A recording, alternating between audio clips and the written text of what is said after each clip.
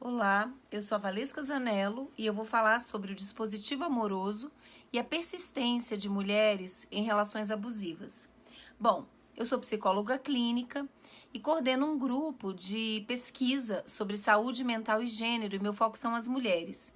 Uma das coisas que me chama a atenção em 15 anos de pesquisa é que é impossível falar da saúde mental das mulheres no Brasil sem tocar no assunto da violência contra as mulheres. E não só a violência que é explícita, a física, por exemplo, a sexual, mas as microviolências, aquelas que são invisibilizadas e naturalizadas na nossa cultura. Primeiro ponto importante é o que eu chamo de gênero, com que teoria eu tenho trabalhado. Bom, primeira coisa, eu parto das contribuições, de algumas contribuições, ou de parte das contribuições da Judith Butler. Então, pensando o gênero como performance, da mesma maneira que a gente vai ao teatro, existe um script, existe um roteiro, e que diz como você deve performar, gênero é um script, um roteiro cultural, historicamente construído e em construção, pois é gerúndio, e que nos diz, em sociedades sexistas, como performar como homem e como mulher. E em sociedades sexistas como o Brasil, isso faz muita diferença. Porém, gênero não é apenas uma performance. Gênero também é uma configuração de emocionalidades. O que quer dizer que a cultura nos ensina como sentir e a suprimir aquilo que não se enquadra dentro desse script emocional. E como é que isso ocorre? Através das tecnologias de gênero. Esse é um conceito de uma feminista, Teresa de Lauretis, e que aponta para o seguinte: existem produtos culturais que não apenas retratam as diferenças de gênero, de valores, de ideais, de estereótipos, mas tem um caráter ativo, no sentido de incitar, no sentido de interpelar, de reificar essas diferenças. Isso é muito importante, porque na nossa cultura hoje, as principais tecnologias de gênero são as mídias. E Hollywood vai ter um papel muito importante no mundo ocidental. As principais tecnologias de gênero, voltada para as mulheres, elegem como centro, como a coisa mais importante na vida das mulheres, o amor. Um exemplo que eu gosto de dar é o desenho da Pequena Sereia, que foi um sucesso de bilheteria da Disney. Como é que é a história da Pequena Sereia? É uma menina curiosa, né, que faz tudo que dá vontade. O pai dela, inclusive, dá ordens, ela não obedece, até ela conhecer um homem.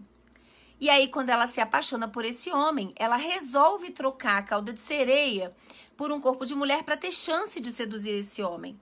E ela precisa abrir mão, para isso, da própria voz. Então, duas pedagogias afetivas fortes nesse desenho. Que a coisa mais importante na vida de uma mulher é ter um homem. E 2, se você quiser ter e manter um homem, você precisa aprender a se calar.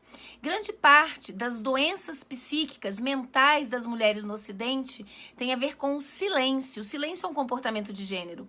Mulheres aprendem a se calar não só para estabelecer relações, mas para cuidar dos outros e manter as relações. Por isso que, geralmente, doença mental de mulher tem a ver com implosão psíquica, com depressão e com ansiedade.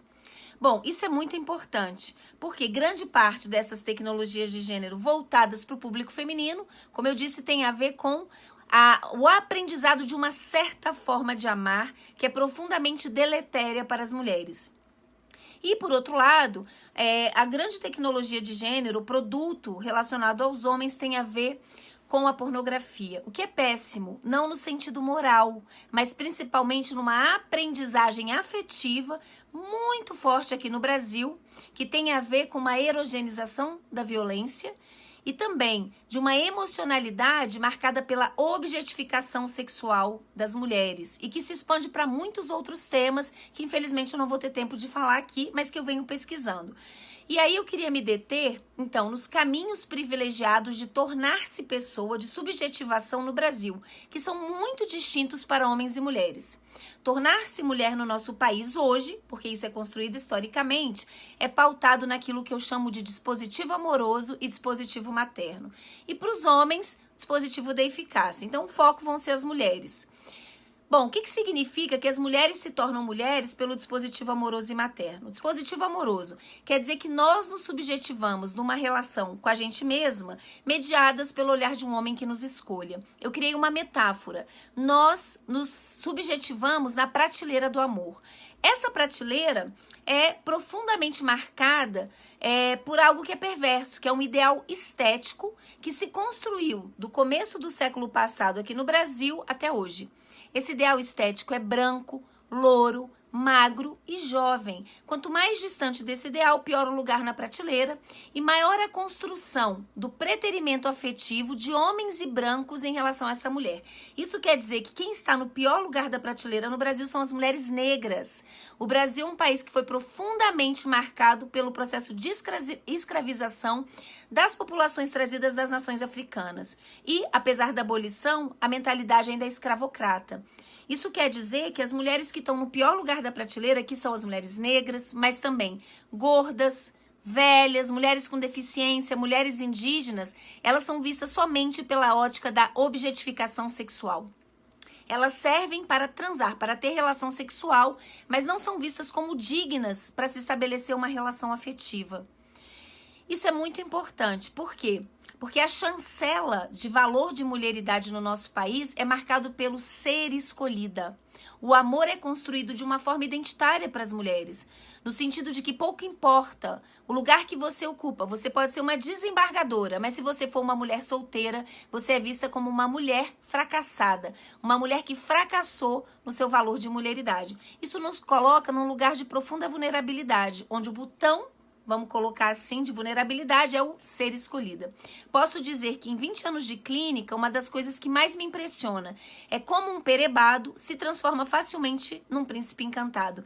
E o botão para começar esse processo é o ser escolhido. Então, para as mulheres que estão aí me ouvindo, é aquele homem que você, por exemplo, convive no trabalho e que você diz, esse cara é perebado, até ele começar a te levar todo dia uma balinha depois do almoço. E as mulheres se encantam pelo encantamento que elas sentem que são capazes de provocar. Então, ela diz assim, ele é um fofo. Mas veja, é porque a nossa autoestima passa a ser terceirizada. E no fundo, a prateleira, mesmo para mulheres que estariam supostamente bem localizadas, mulheres jovens, mulheres louras, é ruim, porque as mulheres vão envelhecer, podem ter filhos, vão engordar, podem ter um acidente, ficarem com alguma marca no rosto. No fundo, a prateleira é boa para os homens, porque eles são eleitos como avaliadores físico e moral das mulheres. Então, mesmo o mais perebado dos perebados se acha no direito de avaliar uma mulher física e moralmente. Então, um homem, por exemplo, que tem um comportamento sexual inadequado, que tem uma moral duvidosa, vai dizer de uma mulher, é uma piranha. Ou aquele cara com uma barriga de chope, que vai olhar para uma mulher na praia e vai dizer, é uma baleia. Homem no Brasil só fica sozinho se ele quiser. Para vocês terem uma ideia, a gente está com uma pesquisa agora com mulheres moradoras de rua, em situação de rua, e existe uma mulher que foi morar na rua por causa de um homem que morava na rua. Dificilmente a gente vai ver o contrário. Em geral, os homens estão tão acostumados a esse estabelecimento assimétrico das relações, onde, pelo fato do nosso dispositivo amoroso, a gente dá muito e recebe muito pouco, que quando eles são demandados a dar um pouco mais, por exemplo, quando a mulher tem um câncer de mama, quando a mulher tem um filho, algum filho com algum tipo de deficiência, em geral eles saem da relação. Homem no Brasil só fica sozinho, gente, se ele quiser. E é exatamente porque eles lucram com o dispositivo amoroso. Então, a ideia é de que, na nossa cultura, os homens aprendem a amar coisas muito diferentes e as mulheres aprendem a amar os homens. Se o amor é identitário para elas, isso faz com que as mulheres persistam em relações abusivas. Porque terminar uma relação para uma mulher é fracassar como mulher. Isso é muito importante. Tá? Então, é necessário pensarmos quais são as interseccionalidades do dispositivo amoroso com outros fatores, como no Brasil, a questão da raça, da classe social. Um outro fenômeno, meu tempo já está acabando, que eu gostaria de destacar, que é um problema muito importante no nosso país, é o casamento infantil. O Brasil é o 4º país em casamento infantil no mundo. A gente está ali junto a países da África subsaariana e a países orientais. E, em geral, o que os relatórios internacionais apontam? Que existe uma diferença do Brasil em relação a outros países, e é que aqui haveria uma agência das meninas, ou seja, que supostamente as meninas gostariam, elas escolhem casar. A gente fez uma pesquisa no meu grupo, recentemente, com meninas que casaram ainda crianças no interior de Goiás. E o que a gente descobriu é que essas meninas são principalmente meninas pobres, negras, ou seja, existe uma interseccionalidade entre o dispositivo amoroso e a ideia de usar o corpo como um capital matrimonial, interseccionalidade com a questão da classe e a questão também aí da raça. Isso quer dizer que não era uma escolha, era uma falta de escolhas e principalmente uma ausência e uma omissão do Estado no sentido de proporcionar outras possibilidades identitárias e de escolha de destino e de futuro para essas meninas. Então, trazer as questões subjetivas para a discussão da violência contra a mulher é algo essencial.